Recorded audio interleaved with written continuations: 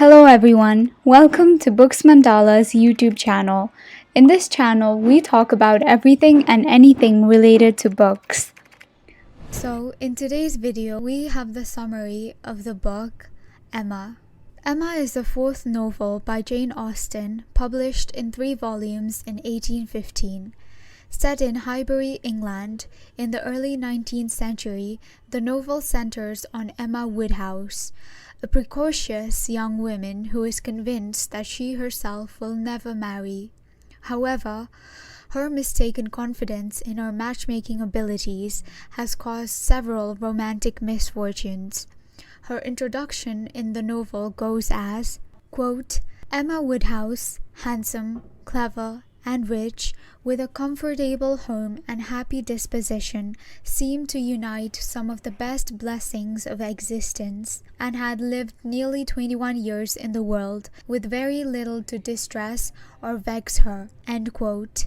Her longtime governess and friend, Miss Taylor, has just married Mr. Weston, to the dismay of her aging father, Mr. Woodhouse, who feels empty and sad without Miss Taylor.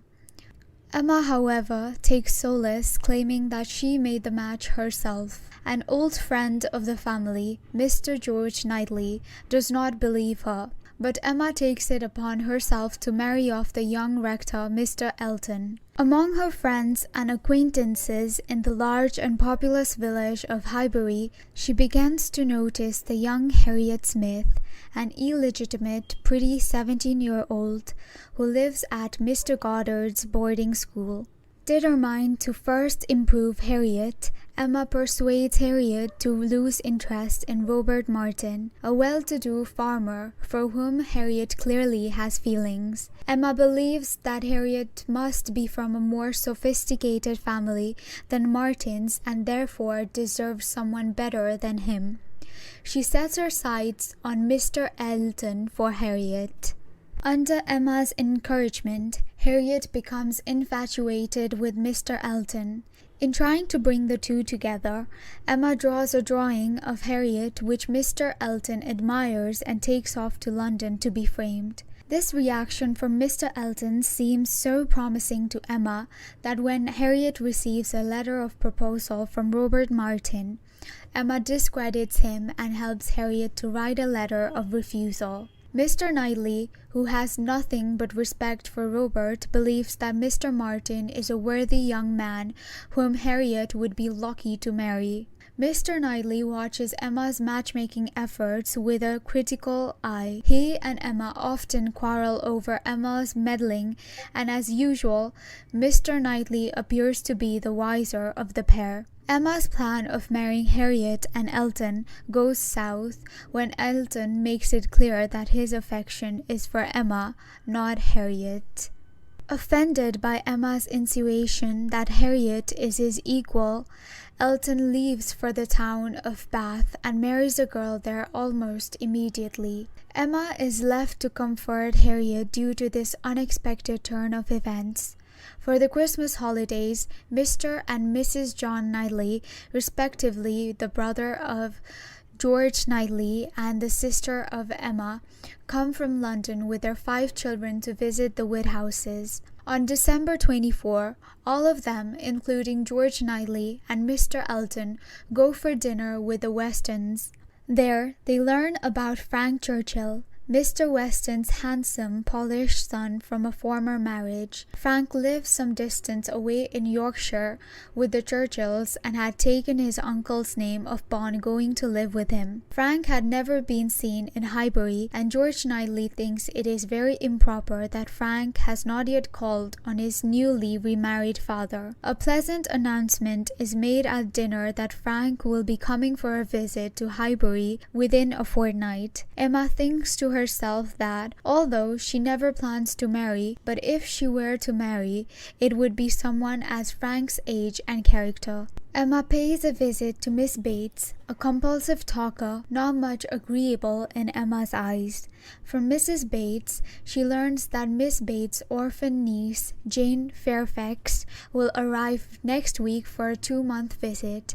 Jane, upon arrival, is elegant, accomplished, and reserved. and Emma does not like her.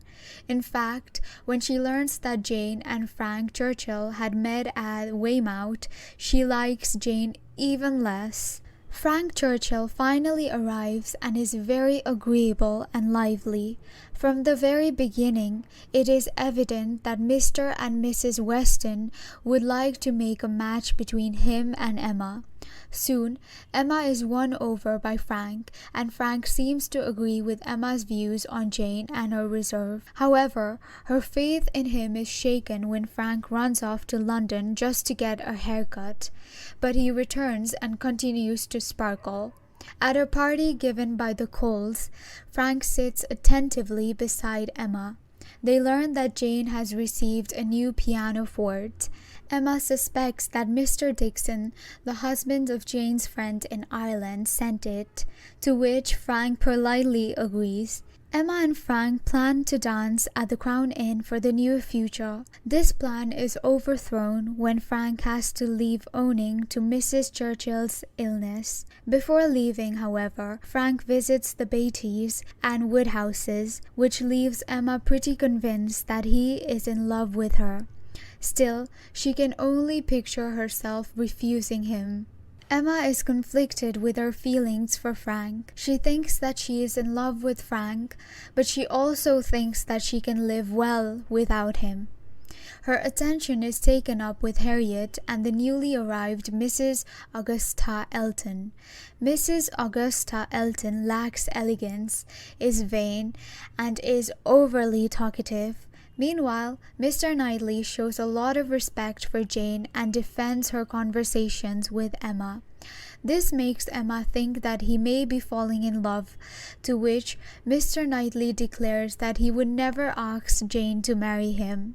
Emma offers a dutiful dinner to the Eltons. During the dinner, they learn Jane is to stay longer with the Bates than originally intended. Frank will be soon returning to Highbury because, on doctor's orders, Mrs. Churchill must come to London for a stay in May.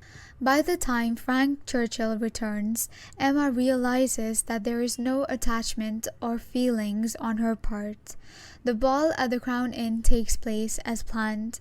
When Harriet has no dancing partner at the ball, Mr. Knightley, who has not danced before, leads her to dance and afterwards even dances with Emma. The next day, Frank rescues Harriet from some gypsies. Emma thinks there might be something developing between the two, but does not interfere. Emma is sure that Harriet is in love with Frank. During a gathering, when Frank shoves words at Jane, George Knightley suspects that there might be something between them, but Emma disagrees wholly. In June, a strawberry party is held at Donwell Abbey, George Knightley's estate. Emma observes George and Harriet walking together. Frank does not arrive at first, and Jane leaves early to walk home. When Frank finally arrives, he is agitated and not his usual self.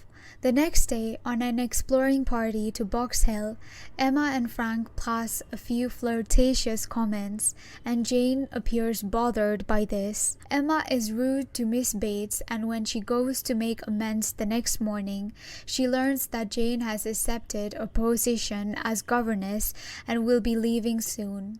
Frank has also decided to leave, as Mrs. Churchill passes away. Emma feels sorry for Jane, having to take the governess position and going away. 10 days later, the Westons receive a letter from Frank in which he explains that he and Jane have been engaged since their being together at Weymouth. Mr. Churchill gives his consent for the two. Emma soon learns that Harriet has been thinking not of Frank at all, but rather of George Knightley. This makes Emma realize that Mr. Knightley must marry no one but herself. She also wishes that she had never met Harriet and should have left her to marry Robert Martin. Knightley returns from a business trip and learns of his new development. Emma assures him that she has never been captivated by Frank. This leads Knightley to declare his own feelings for Emma, and they become engaged. Emma knows that she cannot marry as long as she has to take care of her father, as she cannot leave him and he cannot leave his house. In a letter from Frank to Mrs. Weston, he explains satisfactorily his conduct at Highbury and his and Jane's need for secrecy. Emma is relieved, but she is worried about Harriet, who goes to visit the John Knightleys in London. Emma and Jane reconcile as friends. George Knightley decides that since Emma cannot leave her father, he will live with them. Then it takes the combined persuasions of Emma, Knightley, and the Westons to get Mr. Woodhouse to agree for their marriage. Harriet decides on marrying Robert Martin after all, which relieves Emma a little of her guilt. In the end, Emma and George Knightley get married in perfect. Thank you for watching the video. We hope you find this summary useful. You can purchase this book from booksmandala.com.